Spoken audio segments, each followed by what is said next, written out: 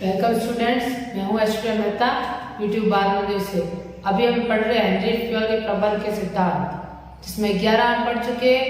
आज 12वां सिद्धांत पढ़ेंगे। तो 12वें सिद्धांत में क्या कहा गया है? 12वां सिद्धांत है कर्मचारी के कार्यकाल की स्थिरता।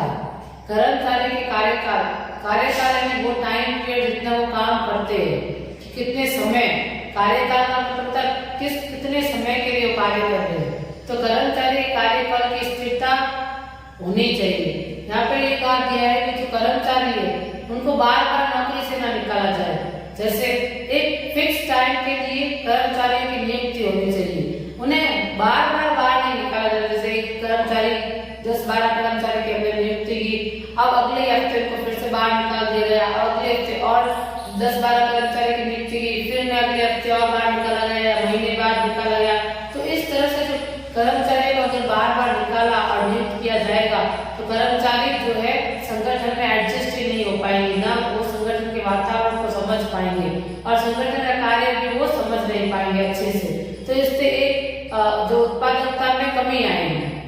अगर जो कर्मचारी रेगुलर है या जो सालों से काम करते हैं, उन्हें एक्सपीरियंस हो जाता है उस संगठन के कामों का, उस संगठन के वातावरण का एक एक्सपीरियंस हो जाता है और वो उत्पादकता में भी वृद्धि करते हैं। लेकिन ऐसे कर्मचारी जिन्हें बार ऐसे संगठन जहाँ पे कर्मचारी बार बार आ रहे हैं और बार बार निकाला जा रहा है, नियुक्ति की जा रही है और निकाला जा रहा है, तो ना तो कर्मचारी वहाँ पे अच्छा काम सीख पाएंगे और नहीं वहाँ पे एडजस्ट हो पाएंगे। तो इस तरह से एक कर्मचारी के कार्यकाल में स्थिरता होनी चाहिए। जब कर्मचारी की नियुक्ति हो तो कम से कम कुछ समय के लिए तो होनी चाहिए, जैसे 4-5 महीने या 1-2 महीने, कम से कम इतनी नियुक्ति तो होनी ही चाहिए। अदरवाइज बार फ्रीक्वेंटली उन्हें निकालते जाएंगे या उनको अपॉइंट करते जाएंगे तो उस वजह से कर्मचारी भी परेशान होगा और संगठन भी परेशान होगा। संगठन का भी टाइम वेस्ट हो जाएगा बार कर्मचारी को ट्रेनिंग देने में, और कर्मचारी भी हर दूसरे संगठन में जाकर कोशिश करेगा, कुछ नया सीखने की ट्राई करेगा, तो उसकी कार्य कुशलता में भी फर्क आएगा। तो यहाँ पे फ्योल के अनुसार एक कार्य पर कर्मचारी की नियुक्ति कम से कम निश्चित समय के लिए अवश्य की जाए। यानी कम से एक संगठन में किसी भी कर्मचारी की नियुक्ति हो तो कम से कम एक निश्चित समय के लिए की जाए, यानी 4-5 महीने या जो भी संगठन के नियमों के आधार पर एक फिक्स समय के लिए नियुक्ति की जाए। इसका एक लाभ यह होता है कि कर्मचारी अपने कार्य की प्रकृति, यानी जैसा भी वहाँ पे कार्य है, कार्य करने की परिस्थिति आदि से भली भांति परिचित हो जाता है। एक कर्मचारी जो है एक संगठन में जब कार्य करता है, अगर वो लगातार वहीं पे कार्य कर रहा है तो वहाँ के वातावरण में एडजस्ट हो जाता है, वहाँ के वातावरण को परख रहता है, वहाँ के कार्य की प्रकृति भी जान लेता है और लगातार एक ही कार्य करने से वो उस कार्य में एक्सपर्ट भी हो जाता है, उसको उस कार्य का अनुभव भी हो जाता है। तो अपने कार्य जो कर्मचारी है वो अपने कार्य की प्रकृति, कार्य को करने की परिस्थितियों आदि से भली भांति परिचित हो जाता है, जिससे उसकी कार्य क्षमता में वृद्धि होती है, यानी काम करने की जो ताकत है या काम करने की जो क्षमता है उसमें वृद्धि होगी, यानी बढ़ोतरी होगी। अगर कर्मचारी के आवागमन से ज्यादा बदलाव होंगे तो वे सही कार्य नहीं कर पाएंगे और उनकी कार्य कुशलता पर विपरीत असर पड़ेगा। यहाँ पे भी यही कहा गया है, जो मैंने अभी आपको समझाया, कि कर्मचारी के आवागमन पर ज्यादा बदलाव होंगे या वो ज्यादा आएंगे और ज्यादा दूसरे हर बार अलग कर्मचारी की नियुक्ति होगी तो वो सही कार्य नहीं कर पाएंगे, क्योंकि किसी भी नए कार्य को सीखने में थोड़ा समय लगता है। जैसे मैं आपको समझाती हूँ, जैसे हमने 20 कर्मचारी की नियुक्ति की, कम से कम उनको कार्य को समझने में और परिस्थितियों में एडजस्ट होने में कम से कम 7 से 8 दिन या हफ्ता भर लग जाता है। लेकिन जैसे वो 7 से 8 दिन में एडजस्ट हो गए, उन्हें कार्य समझ में आ गया, वैसे ही अगली बार उनको निकाल दिया गया संगठन के द्वारा। तो एक तो संगठन का टाइम वेस्ट हुआ कि उनको सिखाने में, दूसरा कर्मचारी को भी टाइम वेस्ट हुआ उस चीज को सीखने में कि अब उन्हें निकाला जा रहा है, तो उनकी भी कार्य, और वो दूसरे संगठन में जाकर फिर और कार्य सीखेंगे तो उनकी जो कार्य कुशलता है, उनकी जो असली टैलेंट है वो कभी सामने ही नहीं आ पाएगा। उनमें जो टैलेंट है, उनमें जो खूबियां है वो कभी आगे ही नहीं आ पाएंगे। हर बार काम बदलता रहेगा तो उनमें खूबियां नहीं पता चलेगी या खूबियां उजागर ही नहीं होगी। तो इस तरह से जब भी कर्मचारी की नियुक्ति करे तो कुछ फिक्स समय के लिए करे, ताकि वो कर्मचारी जो है वो अपनी कार्य क्षमता को बढ़ा सके और अच्छे से कार्य कर सके और अच्छे से सीख के कार्य कर सके, जिससे संगठन के समय की भी बर्बादी ना हो, क्योंकि बार बार कर्मचारी की नियुक्ति करने से संगठन की समय की बर्बादी भी होगी और उत्पादकता में कमी भी आएगी, क्योंकि हर बार नए कर्मचारी आएंगे, उनको वापस नए सिरे से सिखाना बहुत मुश्किल होगा। इसलिए कर्मचारियों में जो कार्यकाल में एक स्थिरता होनी चाहिए, उन्हें बार बार निकाला नहीं जाना चाहिए और बार बार दूसरे कर्मचारियों की नियुक्ति नहीं करनी है। जो भी एक कर्मचारी एक बार नियुक्त होते हैं, कम से कम कुछ समय के लिए तो नियुक्त हो, ताकि जब उनको ट्रेनिंग दी जाए, वो अगर वो काम सीख जाए तो उनके सिखाने के बाद उनका उपयोग ले सके और उनकी कार्य क्षमता को हम देख सके, एक संगठन देख सके। तो इसलिए फ्यूअल ने यहाँ पे यही कहा है कि कर्मचारी के कार्यकाल में हमेशा स्थिरता होनी चाहिए, जो संगठन के लिए भलाई है। इसमें संगठन की सबसे बड़ी भलाई है कि एक्सपीरियंस, एक अनुभवी कर्मचारी ज्यादा अच्छे से कार्य कर सकता है एक नए कर्मचारी से करते, जो बिल्कुल भी अनुभवी नहीं है उससे करते अनुभवी कर्मचारी ज्यादा अच्छे से कार्य कर पाएगा। तो यही है कार्यकाल, जो कर्मचारी कार्यकाल की स्थिरता के सिद्धांत से फ्यूअल यही समझाना चाहते हैं।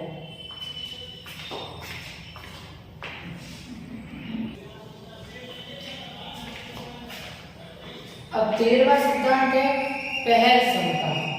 पहल क्षमता का मतलब है किसी भी कार्य को पहल करने के लिए आगे आना, मतलब किसी भी कार्य को करने के लिए आगे आना, तो उसे हम कहते हैं पहल क्षमता। यहाँ पे सिद्धांत में ये कहा गया है फ्यूअल के अनुसार सारे कर्मचारियों को किसी न जो भी नए कार्य हो रहे हैं उनको करने के लिए पहल करनी चाहिए, खुद से अभिप्रेरित होकर या मोटिवेट होकर आगे आना चाहिए और हर नए काम में आग लगाने की कोशिश करनी चाहिए। लेकिन इसके लिए कर्मचारी को प्रबंधकों के द्वारा अभिप्रेरित किया जाना चाहिए। जो एक संगठन है, संगठन के जो प्रबंधक होंगे वो अपने कर्मचारियों को प्रेरित करें कि वो किसी भी नए कार्य को करने के लिए प्रोत्साहित हो। यानी कोई भी नया कार्य आता है तो उसको या फिर कुछ नया आइडियाज चाहिए या कुछ नई प्लान, जैसे कोई नई प्लानिंग हो रही है, कोई नया प्रोजेक्ट बनने वाला है, कि कोई नई चीज बनने वाली है या कोई नई वस्तु एक संगठन में बनने वाली है, तो उससे जुड़े हुए जो भी आइडियाज है, जो भी विचार है, उसको आगे लाने के लिए, उन विचारों को प्रदर्शन करने के लिए उन्हें अभिप्रेरित किया जाना चाहिए। कर्मचारी जो है वो मन में थोड़ा उनके डर होता है, वो प्रबंधकों के सामने इतना बोल नहीं पाते क्योंकि उन्हें लगता है कि वो कम पढ़े लिखे हैं। लेकिन जो आइडियाज और विचार है वो सबके दिमाग में आ सकते हैं, क्रिएटिव आइडियाज तो किसी के दिमाग में भी आए जा सकते हैं। इसलिए प्रबंधकों को अपने कर्मचारियों को प्रेरित करना चाहिए ताकि वो भी नए आइडियाज लेकर आए। इसी को पहल क्षमता कहते हैं। अब पहल क्षमता का अर्थ है स्वयं अभिप्रेरणा की दिशा में पहला कदम उठाना। पहल क्षमता का मतलब ही यही है कि पहला कदम उठाना, खुद से अभिप्रेरित होकर पहला कदम उठाना। कर्मचारी जो है वो खुद आगे आए नए आइडियाज देने के लिए, क्रिएटिव आइडियाज देने के लिए संगठन को। प्रबंधकों को चाहिए कि वे अपने अधीनस्थों को किसी कार्य में पहल करने के लिए प्रेरित करें। ये मैंने आपको अभी भी बताया कि प्रबंधकों को हमेशा अपने कर्मचारी को प्रेरित करना चाहिए कि वो भी आगे आए और अपने आइडिया दें। पहले के संगठन में ऐसा होता कि कर्मचारी से कुछ पूछा नहीं जाता था, कर्मचारी को सिर्फ काम करवा के बस उन्हें भेज दिया जाता था, उन्हें उनके आइडियाज, उनकी राय नहीं मांगी जाती थी और कर्मचारी भी अपनी राय और आइडियाज देने में कतराते थे, डरते थे। लेकिन फ्यूअल ने ये कहा है कि कर्मचारियों को इस तरह से अभिप्रेरित किया जाना चाहिए, इस तरह से प्रेरित किया जाना चाहिए प्रबंधकों के द्वारा कि वो आगे आए और किसी भी नए काम, नए वस्तु को बनाने में कुछ अपने और क्रिएटिव आइडियाज भी दे। इससे नए विचारों का सृजन होगा, इससे नए विचार आएंगे। सिर्फ प्रबंधकों के पास जो विचार है वही काफी नहीं होते। अगर कर्मचारी भी अपना थोड़ा दिमाग लगाएंगे कि एक्चुअल में वर्क तो कर्मचारी ही करते हैं फैक्ट्री लेवल पर, तो उनके पास शायद बेहतरीन आइडिया हो सकते हैं। तो अगर आप उनसे भी, कर्मचारी से भी आइडियाज देंगे तो इससे नए विचार आएंगे, तो नए विचारों का सृजन होगा एवं अधीनस्थों में संतुष्टि की भावना बनते हैं और जो अधीनस्थ होंगे वो संगठन को थोड़ा अपना समझने लगेंगे। उनमें भी संतुष्टि होगी कि हमसे पूछा गया है आइडियाज के लिए, हमसे पूछा गया विचारों के लिए, तो हमें नौकरी से नहीं निकाला जाएगा, ये संगठन हमारा अपना ही है, इसलिए हमसे पूछा जाता है और वो और निष्ठा से कार्य करेंगे, उन्हें अपनत्व का भाव आने लगेगा। तो इस तरह से पहल क्षमता में एक तो कर्मचारी के अंदर जो संतुष्टि की भावना आएगी और नए नए विचारों का सृजन भी होगा। यानी सब कर्मचारी सदस्य, सारे कर्मचारी, कोई 3-4 कर्मचारी भी कोई नया विचार, नया आइडिया लाते हैं तो इससे नए विचारों का सृजन होगा और प्रबंधकों को भी मदद मिल जाएगी कि कुछ नया सोचने के लिए। इसीलिए जो एक कर्मचारी से भी सलाह मशवरा करना चाहिए।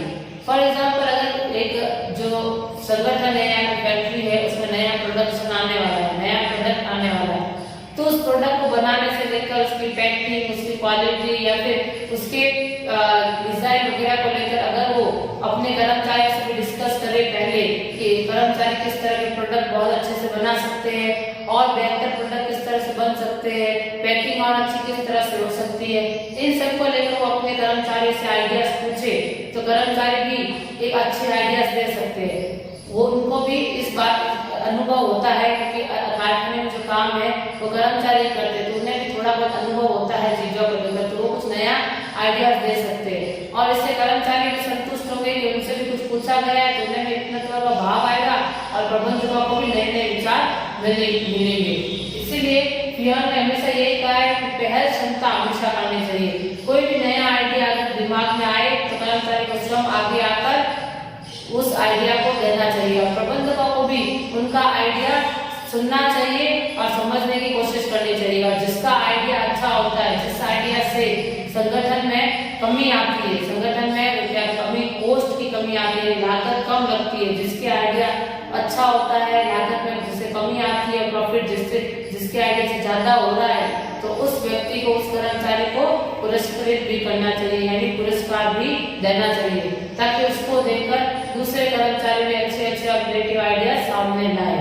तो पहल क्षमता से मैं सिद्धांत में यही कहा गया है स्टीयर के द्वारा कि हमेशा कर्मचारी को पहल करनी चाहिए नए आइडिया देने के लिए और प्रबंधकों के द्वारा उन्हें अभी प्रेरित किया जाना चाहिए ताकि वो नए आइडिया दे सके।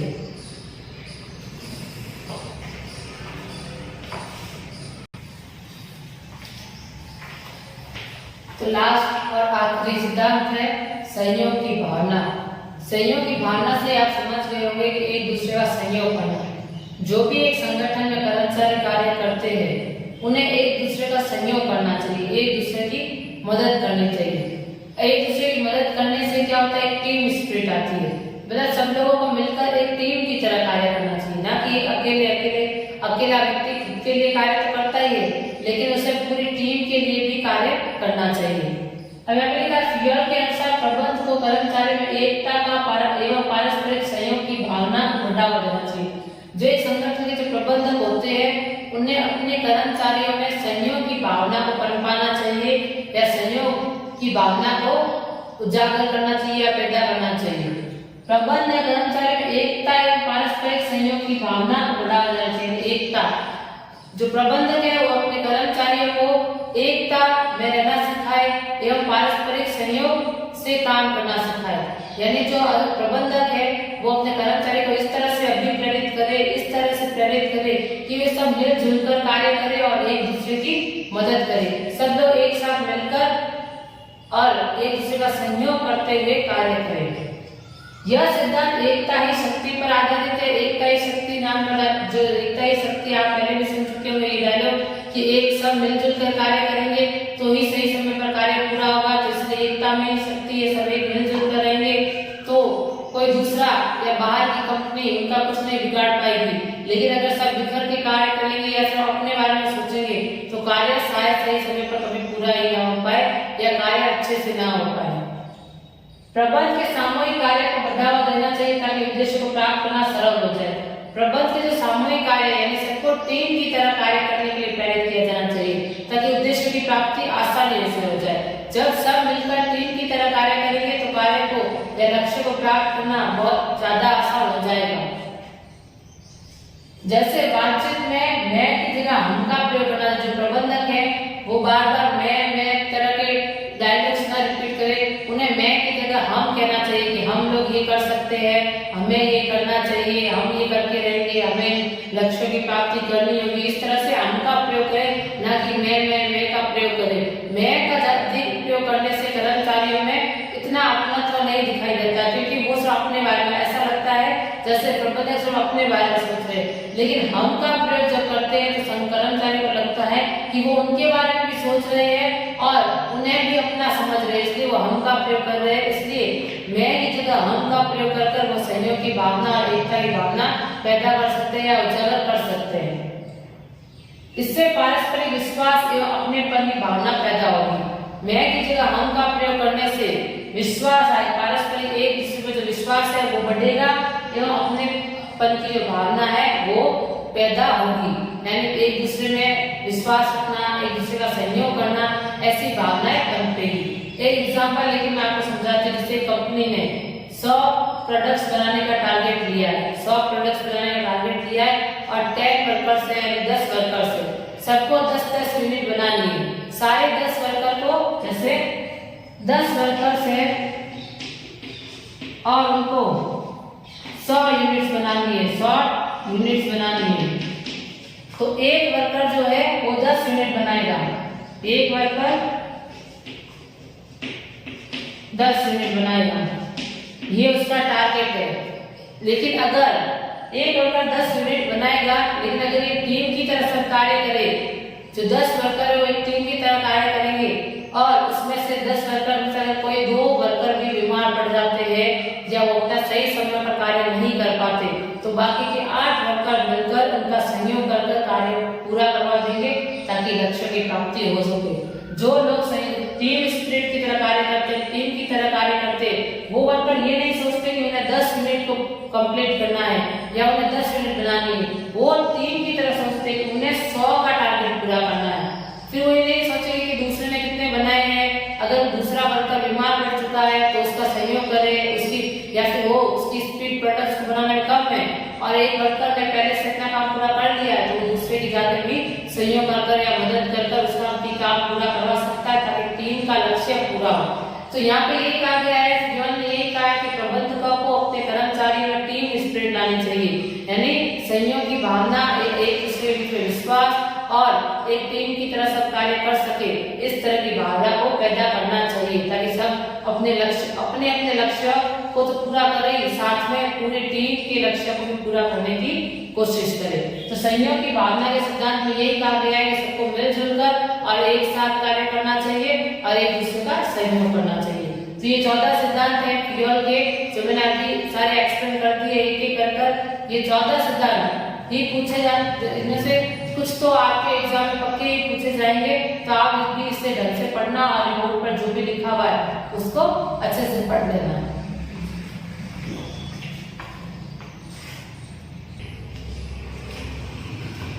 तो एक बार वापस मैं आपको 14 सिद्धांत का इंट्रो दे देती हूँ एक साथ। ये है फ्यूअल के, यानी हेनरी फ्यूअल के प्रबंध के 14 सिद्धांत जो फ्यूअल ने दिए हैं, और एक एक करके मैं आपको एक बार छोटा सा इंट्रो दे देती हूँ ताकि आप एक बार वापस रिवीजन कर लें। पहला था कार्य विभाजन, यानी कार्य को बांटना था। इसमें कार्य विभाजन में ये कहा गया कि कार्य को छोटे छोटे भागों में बांट दो ताकि विशिष्टीकरण आ सके।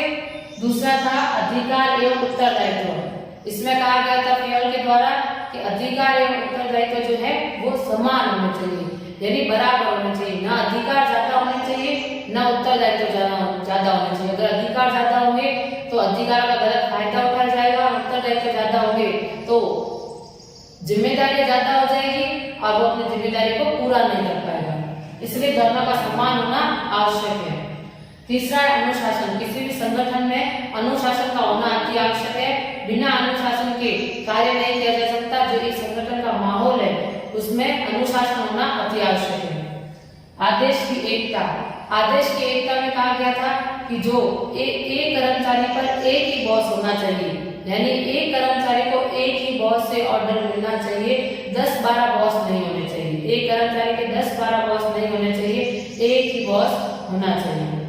निर्देशन की एकता। निर्देशन की एकता में कहा गया था कि जो एक विभाग है या एक योजना है उसके अंतर्गत एक ही अधिकारी होना चाहिए। एक योजना का एक ही अधिकारी होना चाहिए, एक विभाग का एक ही अधिकारी और एक योजना होनी चाहिए ताकि कोई कंफ्यूजन ना रहे और कार्य सही समय पर पूरा कर पाए। निर्देशन की एकता आपको समझा देती हूँ कि इसमें एक योजना में एक ही अधिकारी होना चाहिए ताकि ज्यादा अधिकारी होने से क्या होगा, अगर एक योजना के बहुत ज्यादा अधिकारी होंगे तो सब अपनी कार्य सही समय पर पूरा भी नहीं हो पाएगा। इसलिए एक योजना का एक ही अधिकारी होना चाहिए। अगला है छठा, सामूहिक हितों के लिए व्यक्तिगत हितों का समर्पण। इसमें कहा गया था कि जो संगठन के हितों के आगे कभी कभी व्यक्तिगत हितों को अपना त्याग देना पड़ता है, यानी व्यक्तिगत हित त्यागने पड़ेंगे। कर्मचारी को कभी कभी अपने हित त्यागने पड़ेंगे संगठन के हित के आगे, अगर ऐसी परिस्थितियां आती है तो प्रबंधक को यही कोशिश करनी चाहिए कि ऐसी परिस्थितियां आए नहीं कि उनके जो संगठन के हित और कर्मचारी के हित के बीच में संघर्ष हो। सातवां है कर्मचारी का प्रतिफल। कर्मचारियों को एक न्यायोचित और तर्कसंगत प्रतिफल देना चाहिए, यानी न्याय की नजर में जो सही हो। कर्मचारी को हमेशा ही उनकी मेहनत का फल पूरा देना चाहिए, उनका शोषण नहीं करना चाहिए।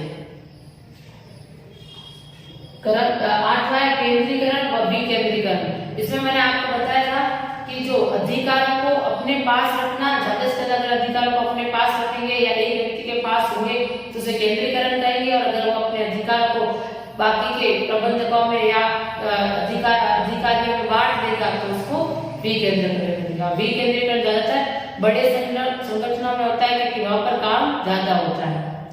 नौवां है सोपान श्रृंखला।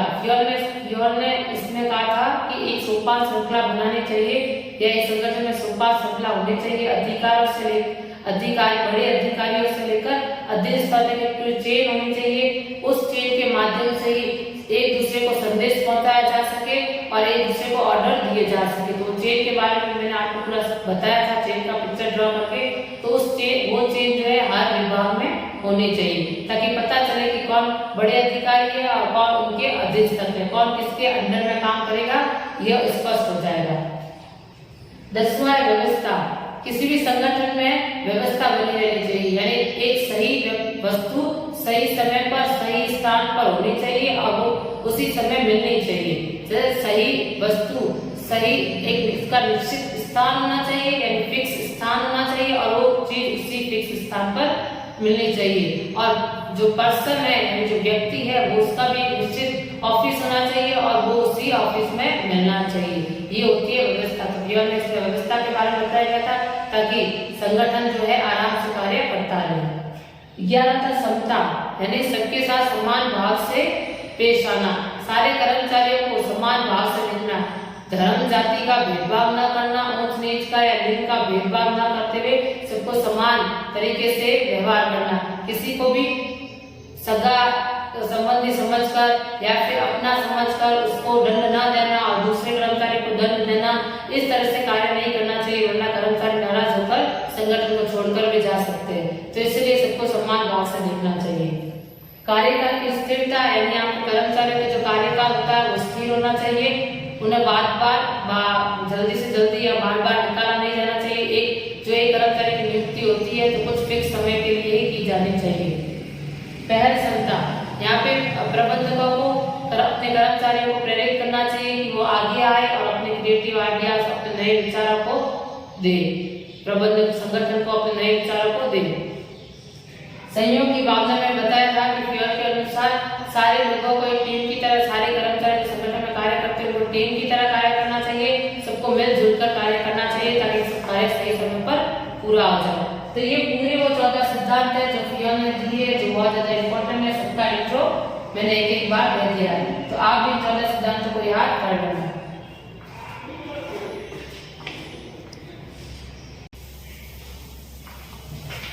तो फ्योल लास्ट टॉपिक है, फ्योल और टेलर के बीच में तुलना, यानी जो डिफरेंस है वो क्या है। अंतर आधार परिप्रेक्ष्य का स्तर, यानी फ्योल ने प्रबंध का उच्चतम स्तर पर अपने सिद्धांत दिए। फ्योल ने जो है प्रबंध के उच्चतम स्तर पर सिद्धांत दिए, जबकि टेलर ने कारखाने के लेवल पर अपने जो सिद्धांत है वो दिए।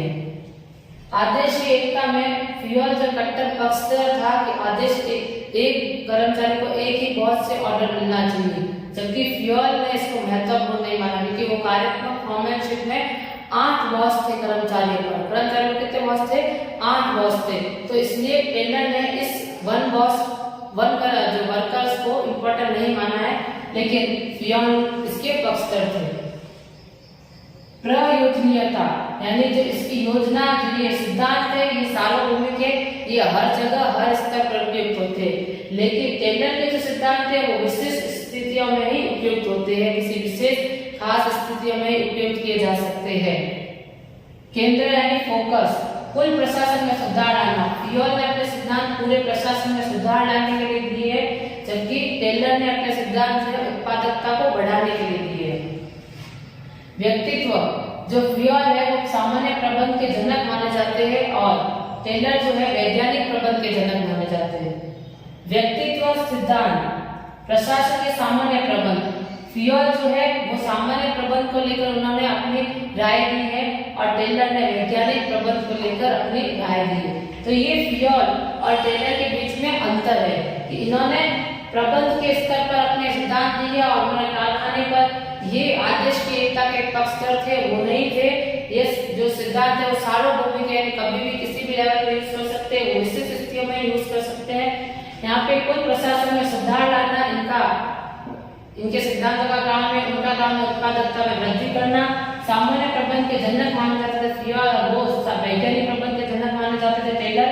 प्रशासन के सामान्य प्रबंध के बारे में उन्होंने बताया और उन्होंने वैज्ञानिक प्रबंध के बारे में टेलर ने बताया। तो ये दोनों के बीच का अंतर है, लेकिन कुछ समानताएं भी है। समानता ये है कि दोनों ने कार्य का विभाजन का सपोर्ट किया है, कार्य को बांटना सही माना है ताकि विशिष्टीकरण आ सके। सहयोग की भावना जो दोनों सिद्धांतों में है कि एक दूसरे का सहयोग करते हुए टीम की तरह कार्य करना चाहिए, तो ये भी दोनों में है, दोनों ने इसको भी सही माना है। और ज्यादा से ज्यादा एफिशिएंसी यानी कार्य कुशलता के साथ कार्य करें, ये भी दोनों मानते हैं कि दोनों भले प्रबंधक हो या कर्मचारी, दोनों की अपनी पूर्ण क्षमता से कार्य करना चाहिए। तो कुछ समानताएं भी है जो दोनों ने अपने सिद्धांतों में दी गई है और ये कुछ उन दोनों के बीच में डिफरेंस है। तो आज चैप्टर पूरा होता है, ये सेकंड चैप्टर यही खत्म होता है।